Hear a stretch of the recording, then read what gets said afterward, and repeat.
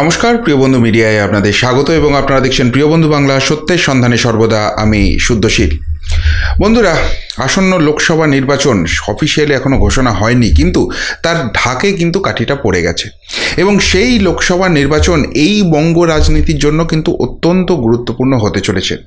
যদিও দেশের প্রধানমন্ত্রী কে হবেন সেই নিয়ে নির্বাচন হওয়ার কথা, কিন্তু তার ফলাফলের ভিত্তিতে পশ্চিমবঙ্গের আগামী দিনের রাজনীতির স্রোতটা ঠিক কোন দিকে বইবে সেই জায়গাটা কিন্তু স্পষ্ট হয়ে যাবে।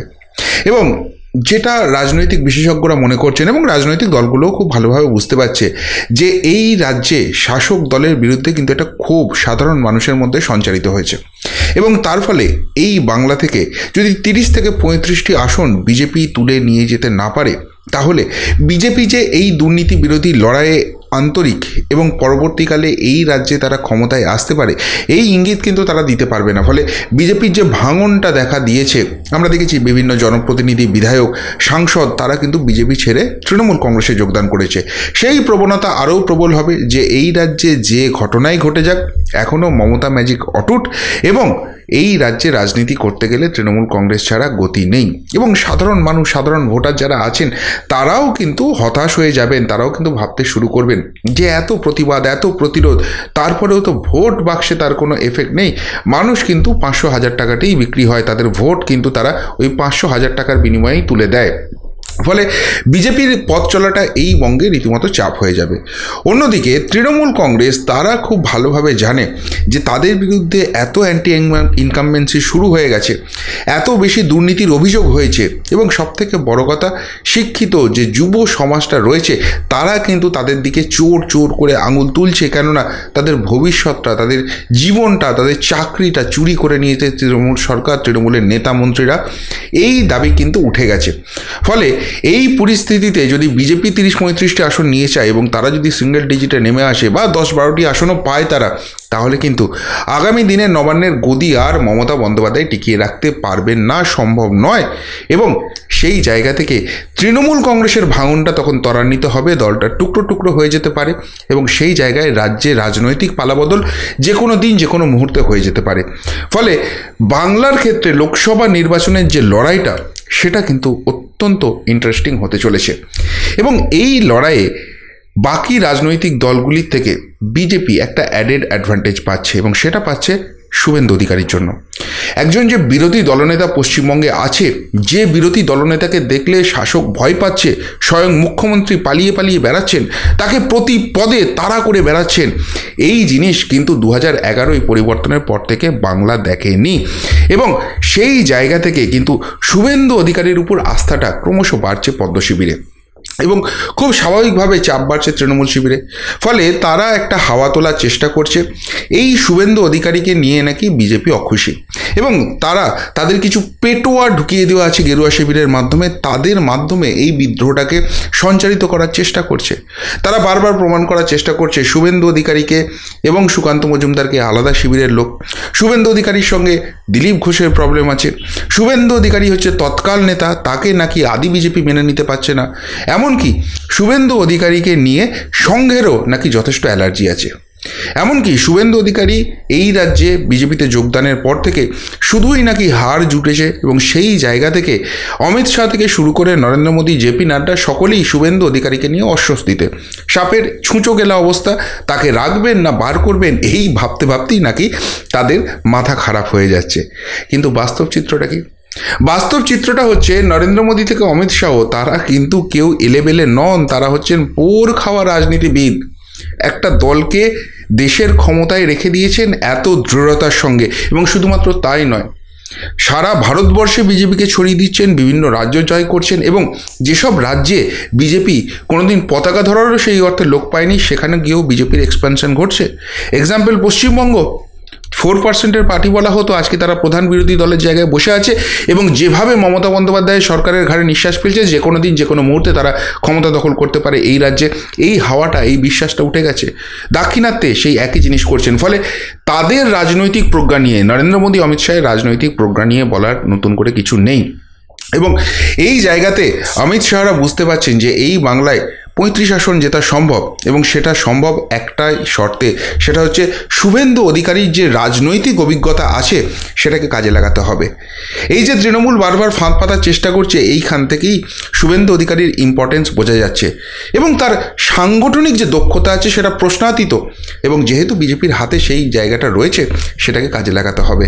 শুভেন্দু অধিকারী সংগঠনে যেখানে যাকে বসানোর দরকার মনে করছেন সেই গ্যাপগুলো যদি ফিল আপ করা হয় তাহলে কিন্তু আখেরে বিজেপিরই লাভ হবে। এই জায়গাটা কিন্তু ক্রমশ নরেন্দ্র মোদী, অমিত শাহরা বুঝতে পারছেন, আস্থা রাখছেন এবং সেই জায়গাটা করারই চেষ্টা করছেন, এবং তার ফলে খুব স্বাভাবিকভাবে অস্বস্তি বাড়ছে তৃণমূল শিবিরের। রিসেন্ট একটা ডেভেলপমেন্ট হয়েছে, সেখানে দেখা যাচ্ছে যে হ্যাঁ, শুভেন্দু অধিকারীর শোকড লবি বা শুভেন্দু অধিকারীর ঘনিষ্ঠ বলে যারা পরিচিত তাদেরকেই কিন্তু গুরুত্ব দেওয়া হচ্ছে, পাত্তা দেওয়া হচ্ছে। যতই কুণাল ঘোষ, ফিরহাদ হাকিমদের বুক ফেটে যাক না কেন, যতই আদি নব্বইয়ের একটা তত্ত্ব তুলে গুলিয়ে দেওয়ার চেষ্টা করুন না কেন, নরেন্দ্র মোদী, অমিত শাহরা খুব ভালো করে বুঝে গেছেন শুভেন্দু অধিকারীর রাজনৈতিক যে দক্ষতা, প্রাজ্ঞতা আছে সেটাকে অবশ্যই করে কাজে লাগাতে হবে, এবং সেই জায়গাটাই ইমপ্লিমেন্ট হয়েছে। রাজ্য বিজেপিতে একটা বড় সড়ো রদবদল হলো, এবং সেখানে শুভেন্দু ঘনিষ্ঠদের যেভাবে জায়গা করে দেওয়া হলো, তাতে লোকসভা নির্বাচনের আগে শুভেন্দুর হাত যে আরও শক্ত করা হলো, তার হাতে যে আরও পাওয়ার দেওয়া হলো, এবং এই লোকসভা নির্বাচনটা জিততে গেলে যেভাবে সংগঠনটা সাজানো উচিত সেই জায়গাটাতেই কিন্তু তারা এবার জোর দিতে শুরু করলো। আপনাদের একটা জিনিস দেখায় যে চেঞ্জটা হয়েছে বিজেপির, সেই তালিকাটা আমার হাতে এসেছে। এখানে বঙ্গ বিজেপির ইনচার্জ, এর আগে অন্যান্য মোর্চার ইনচার্জ থাকলেও যুব মোর্চার ইনচার্জ বলে কোনো পদ ছিল না, সেই পদ ক্রিয়েট করা হলো, এবং সেই যুব মোর্চার পদে কাকে নিয়ে আসা হলো? হিরণ চট্টোপাধ্যায়। সংখ্যালঘু মোর্চার ইনচার্জ পদে কাকে নিয়ে আসা হলো? মাফুজা খাতুন। বাকি বদলগুলো বলছি, এবং কেন এটাতে শুভেন্দুর হাতে পাওয়ার আরও বাড়িয়ে দেওয়া হলো, কেন বলা হচ্ছে সংগঠন যে গ্যাপটা ছিল সেটা মিটিয়ে দেওয়া হলো, সেই ব্যাখ্যাটায় আসছি। যে চেঞ্জটা হয়েছে, যুব মোর্চাতে হিরণ চট্টোপাধ্যায় নতুন পদ ক্রিয়েট করে তাকে বসানো হয়েছে। মহিলা মোর্চাতে পারমিতা দত্ত, কিষাণ মোর্চাতে শ্যামচাঁদ ঘোষ, এসসি মোর্চাতে রথিন বসু, এসটি মোর্চাতে ক্ষুদিরাম টুডু, ওবিসি মোর্চাতে মনোজ পাণ্ডে এবং সংখ্যালঘু মোর্চাতে মাফুজা খাতুন, তাকে কিন্তু নিয়ে আসা হয়েছে। এবার আপনারা জানেন এই হিরণ চট্টোপাধ্যায় তিনি কিন্তু তৃণমূলের যুব কংগ্রেসে ছিলেন, তাকে বিজেপিতে নিয়ে আসেন শুভেন্দু অধিকারী, এবং খড়গপুর সদরে সেখানে কিন্তু তাকে প্রার্থী করা হয় 2021-এর নির্বাচনে। যদিও এই খড়গপুর সদর থেকেই 2016-তে জিতে বিধায়ক হয়েছিলেন তৎকালীন বিজেপি সভাপতি দিলীপ ঘোষ। এরপর দিলীপ ঘোষকে মেদিনীপুর আসন থেকে লোকসভা নির্বাচনে প্রতিদ্বন্দ্বিতা করতে বলে দল, তিনি জেতেন এবং সাংসদ হন, এবং সেইখানে তার ফলে তাকে বিধায়ক পদ থেকে ইস্তফা দিতে হয়। খড়গপুর সদরের যে আসন রয়েছে সেখানে উপনির্বাচন হয়, এবং সেখানে দিলীপ ঘোষের ঘনিষ্ঠ বলে পরিচিত একজনকে প্রার্থী করা হয়। যথারীতি সেখানে জেতে তৃণমূল কংগ্রেস, এবং সেই সময় কিন্তু তৃণমূল শিবিরে ছিলেন শুভেন্দু অধিকারী, পুরোপুরি দায়িত্ব তাকেই দেওয়া ছিল। তিনি কিন্তু বিজেপির সেই জেতা আসন, সেই আসন কিন্তু তৃণমূলের হয়ে নিয়ে যান। এরপর যখন শুভেন্দু অধিকারী বিজেপিতে আসেন, তখন হিরণ চট্টোপাধ্যায়কে খড়গপুর সদরের প্রার্থী করার জন্য তিনিই নাকি জোর করেন। যদিও এখানে কিন্তু বিজেপির যে প্রাক্তন সভাপতি, তখন দিলীপ ঘোষ সভাপতি পদে রয়েছেন, তার জায়গা থেকে কিন্তু নাকি এটা নিয়ে অবজেকশন ছিল, কিন্তু শেষ পর্যন্ত হিরণ চট্টোপাধ্যায়কেই প্রার্থী হিসেবে বেছে নেন বিজেপির কেন্দ্রীয় কমিটি। এবং দেখা যায় যে খড়গপুরে মানে মেদিনীপুরে যে আসনগুলো রয়েছে সেখানে বাকি আসনে ভরাডুবি হলেও এই খড়গপুর সদর সেই আসনটি কিন্তু বিজেপি জিতে যায়। এবং তারপর কিন্তু বহু আক্রমণ নেমে এসছে, এমনকি এই জল্পনাও ছড়িয়ে দেওয়া হয়েছে যে বিজেপিতে কোনো ভবিষ্যৎ নেই বুঝতে পেরে হিরণ চট্টোপাধ্যায় নাকি তৃণমূলমুখী হয়েছেন, অথচ দাপটের সঙ্গে সামনে থেকে নেতৃত্ব দিয়ে তিনি কিন্তু রাজনীতিটা করে যাচ্ছেন। এবং তিনি যে শুভেন্দুবাবুর ঘনিষ্ঠ, এটা বোধহয় বিজেপি কেন সামগ্রিকভাবে পশ্চিমবঙ্গের রাজনৈতিক চিত্রে কারোরই জানতে বাকি নেই। এখন এই হিরণ চট্টোপাধ্যায়কে যুব মোর্চার এইখানে নিয়ে আসা, এইটা কেন, এই স্টেপটা নেওয়া হলো বা এটাকে এত ইম্পর্টেন্ট হিসেবে ধরা হচ্ছে কেন? দেখুন, এই বাংলার বর্তমান যা পরিস্থিতি রয়েছে সেখানে যুব সমাজের ভোট সেটা কিন্তু একটা ইম্পর্টেন্ট রোল প্লে করতে চলেছে। এবং সেই হিসেবেই দেখুন তৃণমূল কংগ্রেসের অভ্যন্তরে তাকান, সেখানে কিন্তু অভিষেক বন্দ্যোপাধ্যায় তিনি বারবারই বলছেন যে প্রবীণদের সরে যেতে হবে, নবীন মুখকে সামনে নিয়ে আসতে হবে, যুবটাকে তারা ফোকাস করছেন। বামেদের দিকে তাকান, তারা ইনসাফ যাত্রা করছে এবং সেখানে নেতৃত্ব দিচ্ছেন মীনাক্ষী মুখার্জি। বাংলায় যুবদের যে জায়গাটা রয়েছে, এই জায়গাটা খুব বড় রোল প্লে করতে চলেছে, এবং সেই জায়গাটাতে বিজেপিও এবার কনসেন্ট্রেট করলো, কেননা এই রাজ্যের যে শাসক দল রয়েছে তাদের বিরুদ্ধে কিন্তু এই যুব সমাজের একটা প্রচণ্ড রকমের ক্ষোভ রয়েছে। তাদের চাকরিগুলোকে কিলো দরে বিক্রি করে দেওয়া হচ্ছে বা তাদের ভবিষ্যৎটা অন্ধকার করে দেওয়া হচ্ছে। এই যুব সমাজ যদি খেপে যায়, তাদের যদি এভাবে রাস্তায় বসে থাকার যে ক্ষোভটা আছে সেটাকে ভোট বাক্সে সঞ্চারিত করা যায়, তারা কিন্তু একটা পরিবারকে সামগ্রিকভাবে প্রভাবিত করতে পারে এবং ভোটের অঙ্ক বহু জায়গায় কিন্তু ঘুরে যেতে পারে। অন্যদিকে সংখ্যালঘু মোর্চা, এই জায়গাটায় মাহফুজা খাতুন তাকে দায়িত্ব দেওয়া হলো। এর আগেই জানেন যে ভারতবর্ষের যে হজ কমিটি রয়েছে সেইখানে মাহফুজা খাতুনকে নিয়ে আসা হয়েছে এবং বিজেপি এখানে কিন্তু একটা বড় বার্তা দিতে চাইছে।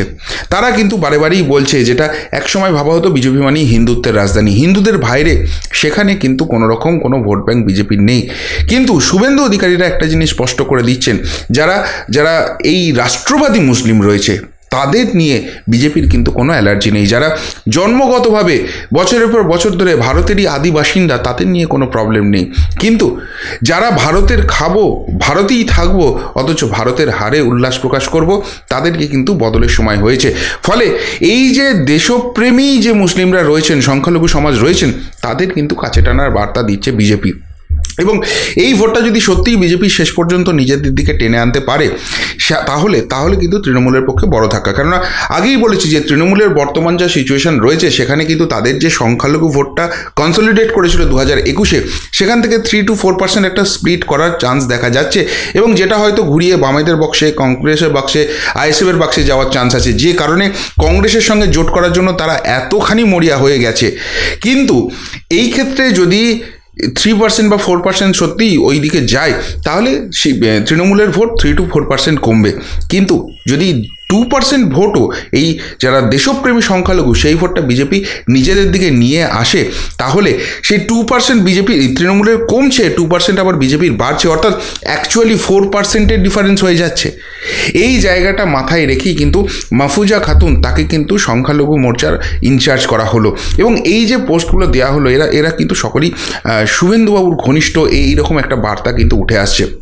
ফলে সংগঠনের যে ফাঁক ফোকরগুলো রয়েছে সেই জায়গাটা নিজের অভিজ্ঞতা দিয়ে বুঝে সেখানে কিন্তু শুভেন্দুবাবু ইনপুট দিচ্ছেন এবং সেইগুলোকেই কিন্তু ক্যাপিটালাইজ করা হচ্ছে, এমনটাই কিন্তু মনে করা হচ্ছে।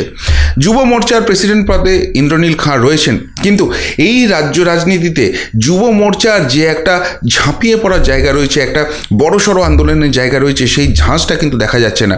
অন্যদিকে হিরণ চট্টোপাধ্যায়, তিনি অভিনয় জগৎ থেকে কিছুটা দূরে থাকলেও এখনও যথেষ্ট জনপ্রিয়, প্লাস বিধায়ক হওয়ার পর তিনি যেভাবে ময়দানে নেমে কাজ করছেন, যেভাবে প্রতিবাদটা করছেন, সেই জায়গা থেকে কিন্তু তার জনপ্রিয়তা রাজনীতিবিদ হিসেবেও যথেষ্ট বাড়ছে। এই জায়গা থেকে তাকে যুব মোর্চার জায়গায় নিয়ে আসা মানে অবভিয়াসলি তিনি যেহেতু শুভেন্দুবাবুর ঘনিষ্ঠ, তার ইনপুট নিয়ে এই যুব মোর্চার সংগঠন এবং আন্দোলন আরও তিনি জোরদার করতে পারবেন এবং সেই আন্দোলন সত্যি যদি ঝাঁঝালো হয়, তাহলে কিন্তু তৃণমূল কংগ্রেসকে, এই রাজ্যের শাসক দলকে নাকের জলে চোখের জলে করে দিতে পারে। ফলে সব মিলিয়ে লোকসভা নির্বাচনের আগে তৃণমূলের যে প্রচারটা ছিল যে শুভেন্দু অধিকারীকে নিয়ে নাকি বিজেপির কেন্দ্রীয় নেতৃত্ব যথেষ্ট হতাশ, তাদেরকে হতাশ করে দিয়ে সেই শুভেন্দু অধিকারীর ঘনিষ্ঠদেরই পদ দেওয়া হলো, তার হাত কিন্তু আরও শক্তিশালী করা হলো এবং যে অস্ত্রটাই শুভেন্দু অধিকারী শান দিতে চাইছেন, যে অস্ত্রে তৃণমূল কংগ্রেস বধ করা সম্ভব রাজনৈতিকভাবে 2024-এর নির্বাচনে, সেই জায়গাটাই কিন্তু ইমপ্লিমেন্ট করার জন্য সর্বোচ্চ শক্তি প্রয়োগ করে দিল বিজেপির কেন্দ্রীয় নেতৃত্ব এবং বার্তা দিয়ে দিল শুভেন্দুতেই ভরসা। ফলে অনেকেই মনে করছেন যে শুভেন্দুবাবুর হাতে দায়িত্ব ছাড়া হলে এই বাংলায় তৃণমূল কিন্তু পালাবার পথ পাবে না, সেই পথটাই কিন্তু আরও চওড়া করে দিলেন অমিত শাহ, নরেন্দ্র মোদীরা। আপনারা কি মনে করছেন? এই পরিবর্তন, শুভেন্দুর প্রতি আস্থার এই বার্তা সত্যি কি বঙ্গ বিজেপিকে চার্জ আপ করবে? সত্যিই ঘুম ছোটাবে তৃণমূল কংগ্রেসের? নাকি সেই তৃণমূলের জয় জয়কার এবং বিজেপির অন্তর্দ্বন্দ্ব, বিজেপির ভাঙন, এটাই চিত্র হয়ে থাকবে 2024-এর লোকসভা নির্বাচনের আগে পরে? উত্তরটা অবশ্যই কমেন্ট বক্সে কমেন্ট করে জানাবেন। এখনকার মতো এখানেই শেষ করলাম, ফেরত আসছি নতুন প্রতিবেদন নিয়ে খুব তাড়াতাড়ি। ভালো থাকবেন, সাথে থাকবেন, পাশে থাকবেন। নমস্কার।